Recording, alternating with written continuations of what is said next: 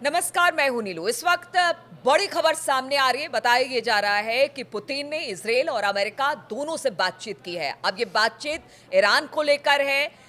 जिस तरह से युद्ध पीछे हमने देखा कि किस तरह से युद्ध की स्थिति थी, अब भी लगातार ईरान में एक के बाद एक हमले हो रहे हैं। इसको लेकर पुतिन की बातचीत हुई है। इसके अलावा और क्या बातचीत हुई है, और नॉर्थ कोरिया का अब इसमें एक बड़ा अहम रोल सामने आया है। ये रोल नॉर्थ कोरिया का किस तरह से, बातचीत करने के लिए मयंक मेरे साथ है। मयंक, पुतिन की बातचीत इजराइल से भी और अमेरिका से भी, क्या बातचीत हुई है, किस बात को लेकर बातचीत हुई है, और नॉर्थ कोरिया की भूमिका भी काफी ज्यादा अहम मानी जा रही है इन 3-4 देशों में। ये मिडिल ईस्ट में अब तक का सबसे बड़ा इंटरनेशनल रिलेशंस को प्रभावित करने वाला एक नया डेवलपमेंट हो गया है पिछले 24 घंटे के अंदर। पहले देखिए, आपको पूरा सीक्वेंस समझना पड़ेगा कि कैसे कैसे क्या क्या हुआ। कल रूस की बात हुई है इजराइल से, यानी कि पुतिन की बात हुई है संभवतः नेतन्याहू से, और उसमें इस बातचीत में बताया जा रहा है कि ईरान के परमाणु कार्यक्रम को लेकर डिटेल में बात हुई। पहली बात ये समझनी होगी कि ईरान में जो बुशहर प्लांट है, जो एकमात्र न्यूक्लियर रिएक्टर है ईरान का, जो इस समय काम कर रहा है, जो इलेक्ट्रिसिटी प्रोवाइड कर रहा है, यहाँ पे ये रूस की मदद से बनाया गया है। और यहाँ पे 400 साइंटिस्ट हैं रशिया के जो काम करते हैं बुशहर में। रूस ये चाहता है कि किसी भी सूरत में इजराइल या अमेरिका की तरफ से बुशहर न्यूक्लियर प्लांट पर, जो है परमाणु प्लांट जो संयंत्र है, इस पर हमला नहीं होना चाहिए।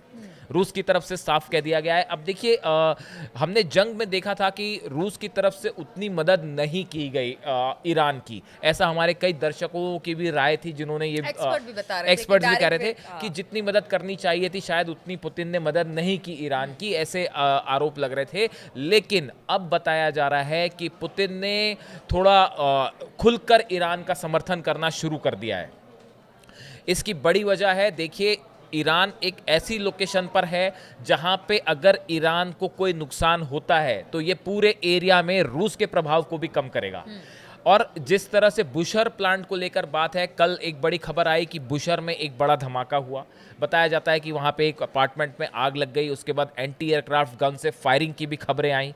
अब ये हमला कैसे हुआ, किसने करवाया, ये अभी उतना साफ नहीं है, क्योंकि ईरान इस बारे में खामोश है, फिलहाल कुछ नहीं कह रहा है। लेकिन अब इजराइल की जो बात हुई है पुतिन से, अब सवाल यह है कि आखिर बात क्या हुई। तो ऐसा बताया जाता है, जो सोर्सेज बता रहे हैं, कि पुतिन की तरफ से साफ मैसेज दे दिया गया है इजराइल को कि अब ईरान पर हमला नहीं होना चाहिए। ईरान पर किसी भी तरह का हमला अब बर्दाश्त नहीं होगा, ऐसा रूस की तरफ से संदेश गया है इजराइल को। पहले देखिए, इजराइल के साथ बात होती है, उसके चंद घंटों बाद ट्रंप की बात होती है पुतिन से। ट्रंप की और पुतिन की करीब 1 घंटा फोन पे बात हुई है, जिसमें बताया जाता है यूक्रेन पे तो जो युद्ध है उसको लेकर बात हुई साथ ही ईरान को लेकर भी अच्छी खासी चर्चा हुई है। और पुतिन ने अपना स्टैंड अमेरिका को भी क्लियर कर दिया कि ईरान के साथ आप जो भी डील करना चाहते हैं वो डील करिए, लेकिन हमला नहीं होना चाहिए, बातचीत से मैटर को हल कीजिए। ये संदेश रूस की तरफ से चला गया है अमेरिका को भी। और यह भी बताया गया है कि भाई, जो बुशहर प्लांट है, रूस हर हालत में ये चाहता है कि उसके बुशहर प्लांट पर हमला नहीं होना चाहिए। वहाँ पे 400 से ज़्यादा साइंटिस्ट काम कर रहे हैं। अमेरिका और इजराइल को अब ये डर सता रहा है कि ईरान का जो न्यूक्लियर कार्यक्रम है उसको कोई बहुत ज़्यादा नुकसान नहीं हुआ है। देखिए, पहले अमेरिका की तरफ से बयान आए थे ट्रंप की तरफ से कि वो न्यूक्लियर प्रोग्राम पूरी तरह से हमने तबाह कर दिया है। ऑब्लिटरेटेड इस वर्ड का यूज़ किया था ट्रंप ने, अब वो शब्द बदल गया है। अब ये कहा जा रहा है कि हमने ईरान के परमाणु कार्यक्रम को पीछे धकेल दिया है। देखिए, 2 अलग अलग चीज़ें हैं। किसी के परमाणु कार्यक्रम को तबाह कर देना ये अलग शब्द, अलग वर्ड्स हैं, और ये कह देना अब कि वो कुछ समय पीछे हो गया है, इसका मतलब यह है कि ये बात अब अमेरिका और कई एक्सपर्ट्स ये स्वीकार कर रहे हैं, मान रहे हैं कि पूरी तरह से परमाणु कार्यक्रम अमेरिका का खत्म नहीं हुआ है। यूरेनियम तो सेफ है ही। अब कई लोगों का, एक्सपर्ट्स का ये भी कहना है कि ईरान बहुत तेजी से परमाणु परीक्षण की तरफ आगे बढ़ रहा है और जल्दी ही न्यूक्लियर धमाका कर सकता है और खुद को परमाणु शक्ति घोषित कर सकता है ईरान। अगर ये हो जाता है, उसके बाद बाजी अमेरिका और इजराइल के हाथ से निकल जाएगी। ऐसे में रूस की बातचीत का क्या? देखिए, पहले भी रूस बातचीत, पता है कि रूस हो या नॉर्थ कोरिया हो, ईरान के साथ खड़ा है। रूस और नॉर्थ कोरिया हो या फिर चाइना हो, वो लगातार कहता रहा है कि वो ईरान के साथ है, लेकिन इसके बावजूद भी बहुत हद तक स्थिति वैसी की वैसी है। देखिए तब भी हाँ, हमले हुए थे। आपको ये अब इस बात का आपको क्या? ये समझना होगा कि पहले ट्रंप ने ईरान पर जो हमला हुआ उसके पहले ट्रंप ने बात की थी पुतिन से, और फोकस इस बात पे था कि भाई यूक्रेन के साथ शांति करवाना है, यूक्रेन के साथ शांति करवाई जाए। तो रूस जो है वो अमेरिका के इंटरफेरेंस से यूक्रेन के साथ भी सीज फायर की तरफ मामला आगे बढ़ रहा था। ऐसे में अगर रूस ईरान की मदद करके खुल के सामने आ जाता तो शायद हालात यूक्रेन और रूस के युद्ध वाले जो थे वो समीकरण भी जो है वो प्रभावित होने लगता। इसलिए शायद रूस थोड़ा सा एक स्टेप पीछे था इस पूरे मामले में। लेकिन अब देखिए ट्रंप का जो अभी लेटेस्ट आज का बयान आया है, उन्होंने पुतिन से बात करने के बाद कहा है कि मैं बहुत ज्यादा खुश नहीं हूं पुतिन से बात करने के बाद। ये ट्रंप का बयान आया है। तो देखिए अब उनका बात करने के बाद ये कहना एक्सपर्ट से बताते हैं कि यूक्रेन को लेकर और ईरान को लेकर जो अमेरिका चाहता है रूस से, वो रूस पूरा करने को राजी नहीं है। रूस ने थोड़ा अपना स्टैंड सख्त कर लिया है। तीन तरह से देखिए ईरान की मदद हो रही है। आप कह रहे हैं ईरान, आपने पिछले वीडियो में बात की थी, ईरान मजबूत कर रहा है अपना एयर डिफेंस सिस्टम, जिसमें रूस उसकी मदद कर रहा है।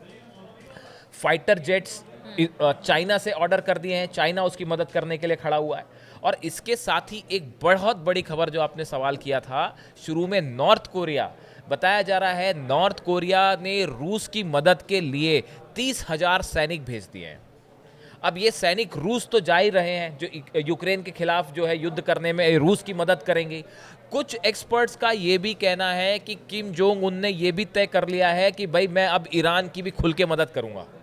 और ये भी सवाल उठने लगे हैं, इसकी कोई पुख्ता अभी कहीं से इसकी पुष्टि नहीं हुई है। हम रिपीट करें कि हमारे पास कोई इसका सबूत नहीं है, कोई प्रमाण नहीं है।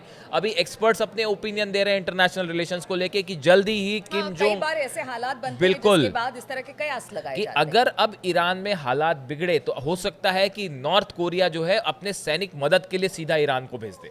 देखिए ईरान, रूस, चाइना और नॉर्थ कोरिया, ये चारों का जो एक नया ऐसी कोशिश हो रही है कि एक नया इनका खेमा बनाया जाए। और ईरान को कहा जा रहा है कि बहुत जगह से अब हथियार भी सप्लाई हो रहे सब हैं। हाँ, तेजी से जितने हिजबुल्ला हो, हमास हो, इनको भी मजबूत करने में लगा हुआ है ईरान ने एक बड़ी प्लानिंग की है। इस पहले हमले से देखिए इजराइल को तो बड़ा नुकसान पहुंचाया ईरान ने, इसमें कोई दो राय नहीं है। लेकिन ईरान को जो नुकसान हुआ उसके बाद अब ईरान के जितने, देखिए बड़ी तेजी से ईरान ने चीजों को बेटर करने की कोशिश की है। जितने उनके कमांडर्स उनकी शहादत हुई थी सबको तुरंत उन्होंने रिप्लेस किया, नए जो अपॉइंटमेंट्स किए गए। मिसाइल्स कार्यक्रम को कैसे आगे बढ़ाना है, बताया जा रहा है कि ईरान ने एक बार फिर से बड़े लेवल पे मिसाइल बनानी शुरू कर दी है।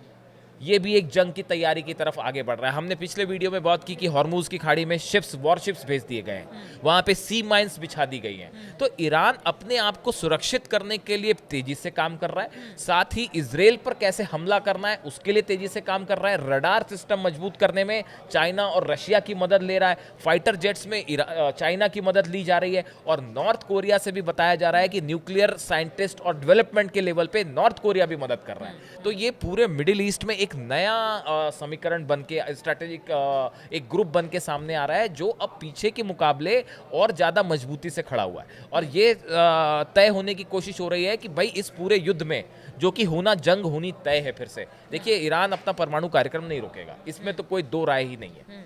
और अगर ये हालात फिर से बनते और जंग होती है तो शायद रूस, चाइना और नॉर्थ कोरिया ये पीछे के मुकाबले अब ज्यादा मजबूती से ईरान के सामने खड़े हो जाएं कि भाई ईरान को अब हारने नहीं देना है, यहाँ से चाहे कुछ हो जाए, उसके लिए चाहे अब जो जंग करनी पड़े। बिल्कुल, तो आपने देखा कि किस तरह से ईरान जो पिछले युद्ध में इजराइल को अच्छी खासी चुनौती उसने दी थी। हालांकि देखिए नुकसान ईरान का भी हुआ और नुकसान इजराइल का भी हुआ, लेकिन अब कहा जा रहा है कि ईरान पूरी मजबूती के साथ दोबारा हमले के लिए तैयार है। अगर हमला इजराइल की तरफ से होता है या फिर अमेरिका की तरफ से होता है तो वो अपने आप को पूरी तरह से मजबूत कर रहा है। अब हालात दिन पर दिन बदलते जा रहे हैं, लगातार कहीं ना कहीं से कुछ ना कुछ खबर सामने आ रही है, और ऐसे में ईरान के साथ चाहे वो उत्तर कोरिया हो, रूस हो या फिर बात की जाए चाइना की, वो खड़ा है। ऐसे में मजबूती ईरान के साथ भी है, इसलिए ईरान अपने परमाणु कार्यक्रम के साथ लगातार ये कह रहा है कि वो इसे खत्म नहीं करेगा। और खबर ये भी आ रही है कि बहुत जल्द, कभी भी, किसी भी वक्त परमाणु विस्फोट कर सकता है, परमाणु परीक्षण ईरान कर सकता है। तो लगातार इन सब खबरों पर हमारी नजर बनी रहेगी। आप बने रहिए हमारे साथ।